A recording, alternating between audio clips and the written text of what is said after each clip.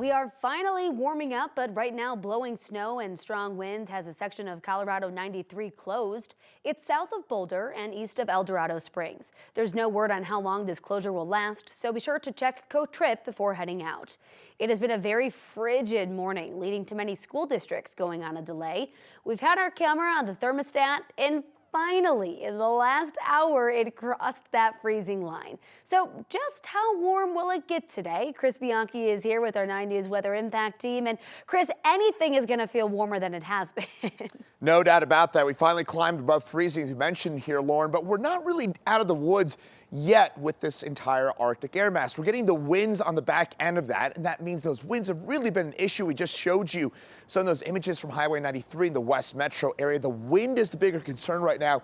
Temperatures less so. 36 right now here in Denver. Fair bit of cloud cover overhead here in the 9 News backyard and across most of the metro area as well. A lot of 20s, 30s, Eastern Plains right now. And as you said there, Lauren, this is certainly feeling better than where it's been, but still, we're talking about 36 degrees, but especially in the west side of the metro area, some 30, 40 mile an hour winds. Those wind chills still pretty close to zero right now, so it's not, again, entirely over and done with at this point. We're seeing some of that cloud cover on that radar right now. Pretty quiet, though. We do have, in some cases, some of those mid to high level clouds overhead across northern and central Colorado. As we head over the next few hours, temperatures will get up in the low 40s and more clouds and sun. Those winds getting up to about 52 miles an hour there atop some of those mountain peaks there in the near mountains. Today we top out at 40 for us here in Denver. Fair bit of cloud cover this afternoon. Highs will be in the 30s and 40s along the eastern plains. A lot of teens and 20s in the high country. But as we look ahead over the next little while, that wind, I'm going to get into the details on that forecast. And looking ahead, our next big change comes this weekend with the growing potential for a few inches of snow for us in the Denver area Saturday and Sunday. We'll get into detail on that for you in the next few minutes. But in the meantime, at least we're out of the worst of the Arctic cold. We'll take what we can get. Thank you so much, Chris. Colorado Attorney General Phil Weiser is joining with other attorneys general across the U.S. fighting the new executive order that calls to end birthright citizenship. It was one of several executive orders President Trump signed yesterday. He also pardoned some 1,500 criminal defendants charged in the January 6th Capitol riot. NBC's Chris Pallone has the details. As the new president danced and celebrated his inauguration with supporters in Washington. This is going to be the dawn of the golden age of America. Some 1,500 January 6th defendants celebrated their legal slates being wiped clean. As one of his first official acts, President Trump pardoned and commuted the sentences of everyone charged with crimes related to the January 6th insurrection. One cutting his ankle monitor off after getting word the new president, who campaigned on bringing law and order back to American cities, absolved him with the stroke of a pen. This is January 6th. These are the hostages.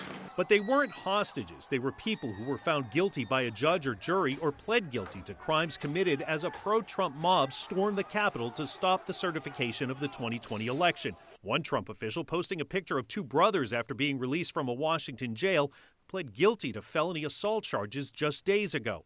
It was one of dozens of executive orders and actions President Trump signed in his first hours back in office. Definition of birthright citizenship. President signing an order denying U.S. citizenship for children born in the U.S. to undocumented parents, a right guaranteed in the Constitution, an order sure to face legal challenges. We have very good ground. People have wanted to do this for decades. It came after an inauguration ceremony unlike anyone had seen in decades. I, Donald John Trump, do solemnly swear. With the swearing-in ceremony being held indoors because of cold temperatures and the inaugural parade marching through a nearby arena. Many people thought it was impossible for me to stage such a historic political comeback. Day one of an already record-breaking return to power. The first member of President Trump's second cabinet was sworn in this morning. Former Senator Marco Rubio is now the newest U.S. Secretary of State.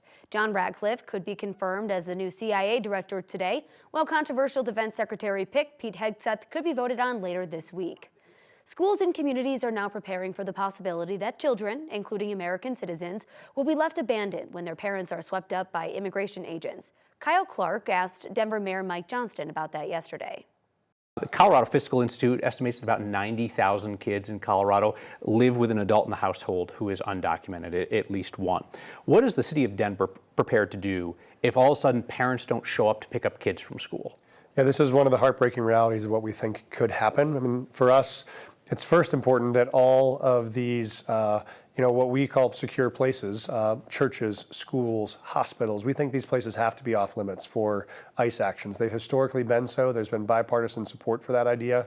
But with respect, that's not your call, right? That's the administration's call, and they signaled pre-inauguration that they were going to roll back that restriction on ICE to open up places like churches and schools for raids. What, if anything, can you do about that? Well, what we can do is we can take them to court if they do come for those sites. We think that is that's unnecessary, and it just stokes fear in the community. You can't have, these are core services for a city. You can't have a safe city if people don't trust going to their own hospitals. You can't have a safe city if people don't believe they can send their kids to school every day. If you can't trust, you can go worship your own God in your own church. And so we think those are fundamental rights that should be protected. If they violate those, we will seek legal action to try to stop that.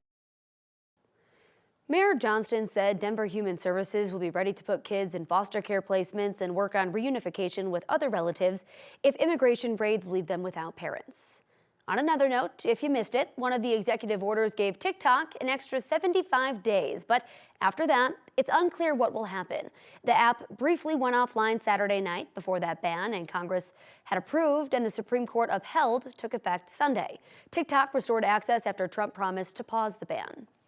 Aurora public school students and teachers are in class now, and internet and phones were expected to be working again, but we're still waiting to see if they are. The district shut down their network a week ago today after detecting suspicious activity. They told their school community last night they made significant progress in restoring the network, and they expected it to be back up today. But we have a call out, and we haven't heard back. No update has been posted on the district's social media pages either. This was a frigid morning for West Metro crews tackling a house fire in Littleton. They were called to South Pearson Street near Sims and Ken Carroll for a fire in the home's basement. Neighbors saw smoke and called 911. It took about an hour for crews to put the fire out.